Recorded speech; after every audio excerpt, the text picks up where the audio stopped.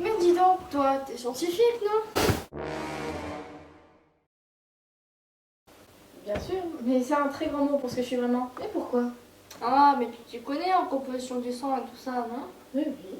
Ah, bah explique-moi. Tout à l'heure, j'étais sur Internet. Et j'ai vu qu'il y avait une maladie. La drépanocytose, ouais. Et en fait, c'est une maladie qui déforme les globules rouges. Ça existe, ça? Évidemment que ça existe. Les globules rouges peuvent être de différentes formes et de différentes tailles. Et ça, c'est dû à différents facteurs. Et la maladie que tu cherches s'appelle la drépanocytose. La drépa quoi? Drépanocytose. Drépa.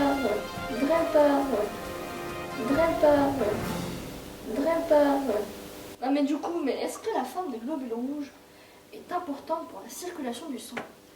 Et ben ça, c'est ce que je vais t'expliquer. Allez Marcel, il y a des globules rouges.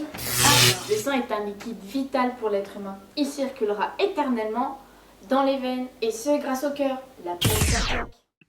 C'est un fluide aqueux qui contient donc de l'eau, appelée plasma, qui transporte des milliards de cellules, principalement les globules rouges, ce qui lui donne sa couleur, mais aussi des plaquettes qui aident à réparer les tissus lors de blessures, et des globules blancs qui nous permettent de nous défendre contre les maladies.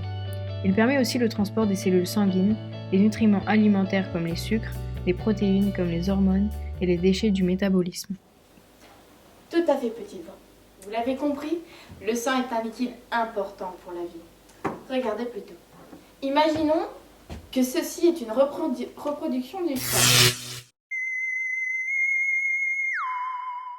Mais dis donc, Elisa, tu as dit qu'il y avait des globules rouges et des globules blancs.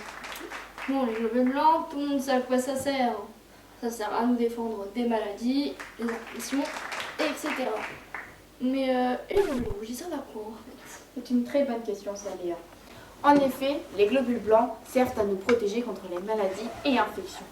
Mais qu'en est-il des globules rouges? Les globules rouges, eux, sont constitués d'hémoglobine. Qu'est-ce que c'est que ça? L'hémoglobine est une protéine qui sert à transporter l'oxygène des poumons jusqu'au tissu du corps. L'hémoglobine est constituée de deux protéines appelées globulines. Les globulines, sont constituées elles-mêmes de deux chaînes. La chaîne alpha, ici représentée en rouge, qui à elle comporte 141 acides aminés. Alors qu'il y a une deuxième chaîne nommée chaîne bêta, ici représentée en bleu, qui à elle comporte 146 acides aminés.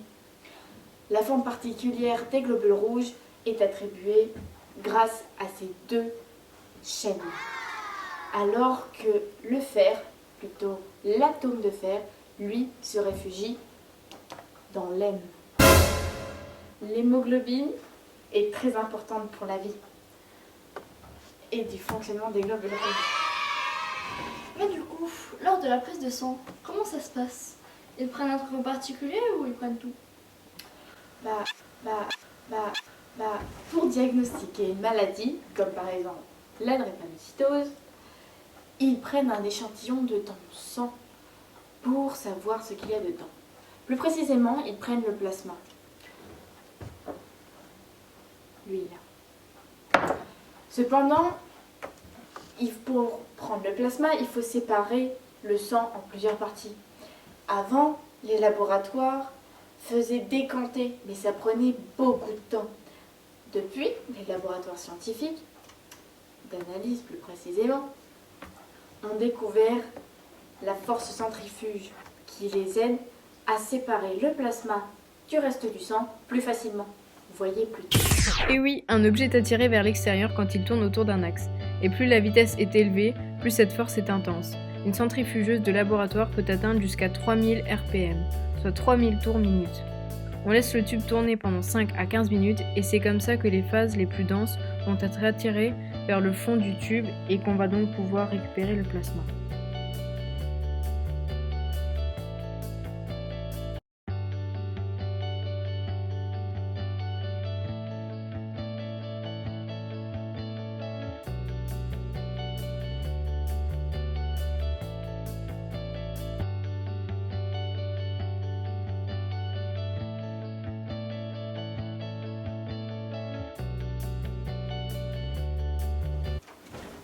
Mais reconcentrons-nous plus sur le thème des globules rouges, aussi appelés hématies ou erythrocytes, qui vient du latin erythros, qui veut dire rouge. Elles sont responsables de la circulation du sang dans l'organisme. C'est ces petites choses-là. Elles sont en forme ronde avec une partie plate au milieu. C'est ce qu'on appelle des cellules anuclées. Ça veut dire qu'elles sont dépourvues de noyaux. D'ailleurs, c'est très pratique, vu qu'elles font 7 mm de diamètre. Donc elles peuvent passer par toutes les veines possibles. Mais par contre, on ne peut pas les voir à l'œil nu. Ce qui est bien, c'est que j'ai un microscope avec moi. Regardez.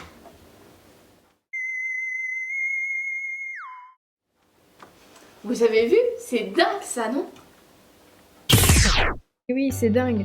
Et tu savais que les globules rouges naissent dans la moelle osseuse de l'ensemble des os du corps humain? Mais attention, pour naître, ils ont besoin de protides, famille regroupant acides aminés, protéines, peptides, de fer et de vitamine B12, qui entraînent alors la formation de l'hémoglobine.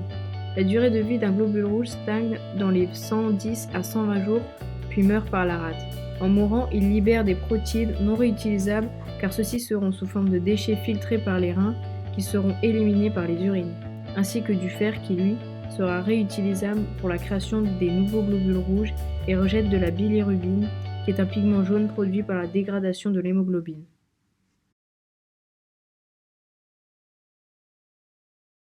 En moyenne, un homme possède 4,6 à 6,2 tonnes par litre de globules rouges dans le sang, alors qu'une femme, elle, en a 4,2 à 5,4 tonnes de litres. Il y a environ 2 millions de naissances par seconde.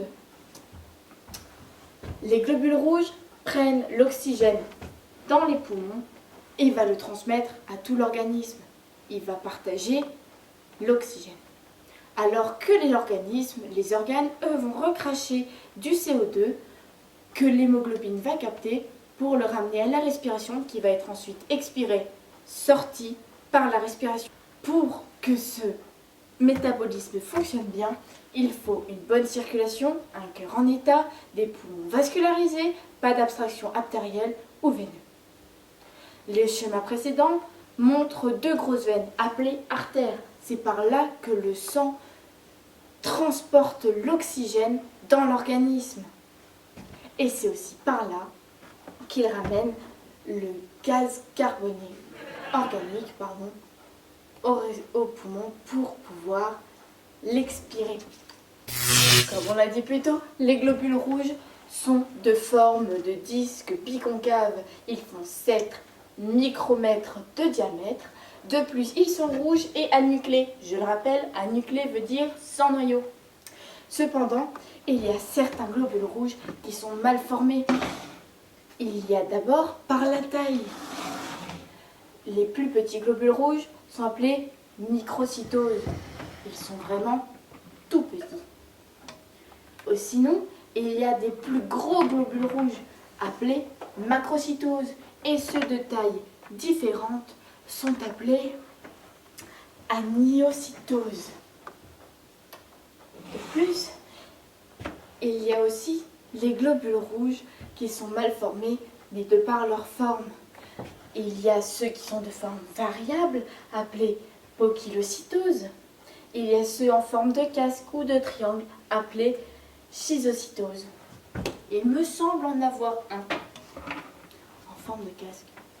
Et enfin, celui dont on parle depuis le début, celle de forme de drépanocytose, celui-ci, ou encore, attendez, parce qu'il y a plein de formes différentes, celui-ci est le plus fréquent. Par exemple, imaginons que ma tête est un globule rouge. Sous la forme normale, dans les veines, je suis absolument tranquille. Je circule comme je veux, je vais dans le sens que je veux. Cependant, si j'ai la forme drépanocytaire, je bloque certaines entrées étant donné que je suis plus rigide. Je bloque les entrées des veines, j'empêche les globules rouges de bonne taille de passer. Je vais vous montrer un exemple plus explicite. Imaginons que cette éprouvette graduée soit une veine. Lorsque j'ai du sang normal, il circule très bien. Mais imaginons que j'ai la drépanocytose. Ça ne passe plus, ça me bloque. Sans oublier que ça bloque les globules normaux. Il y a donc un manque d'oxygène, mais ça, c'est ce qu'on verra dans le TPE. Oh là là, c'était pas facile tout ça, hein. Oui, c'est sûr, mais une fois que tu t'y connais un petit peu, c'est un jeu d'enfant. Oh oula, Qu'est-ce qu'il y a? bah, j'ai super mal là. Ah. Je crois que j'ai des globules rouges qui sont coincés là. Je vais mourir. Dis pas n'importe quoi, c'est pas comme si t'avais la drépanocytose non plus. Ouah, bah qu'est-ce que t'en sais? J'en sais quelque chose. Allez, prends ça et va-t'en, t'as pas une prise de sang à faire?